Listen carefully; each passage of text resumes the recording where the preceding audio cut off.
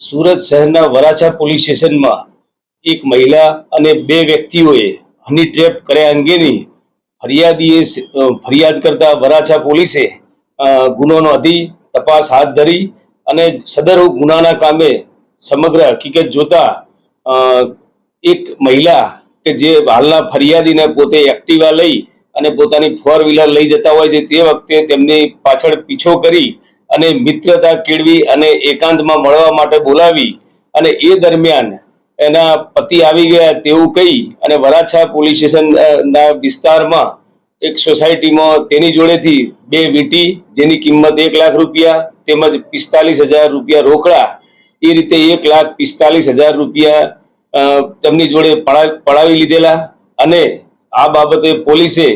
એક અજાણી મહિલા તેમજ 2 અજાણ્યા વ્યક્તિઓ વિરુદ્ધમાં ફરિયાદ નોંધાયેલ હતી। વરાછા પોલીસ ઇન્સ્પેક્ટર અને તેમની ટીમે આ ગુનાના કામે 3 આરોપીઓની ધરપકડ કરેલ છે, જેમાં જે મહિલા હતી 35 વર્ષની આશરાની ઉંમર બતાવેલ હતી તે મહિલા તેમજ ગૌતમ તેમજ નિલેશ નામના 2 ઈસમોની પણ અટકાયત કરવામાં આવેલ છે અને હાલ તપાસ ચાલુ છે। પકડાયેલી મહિલા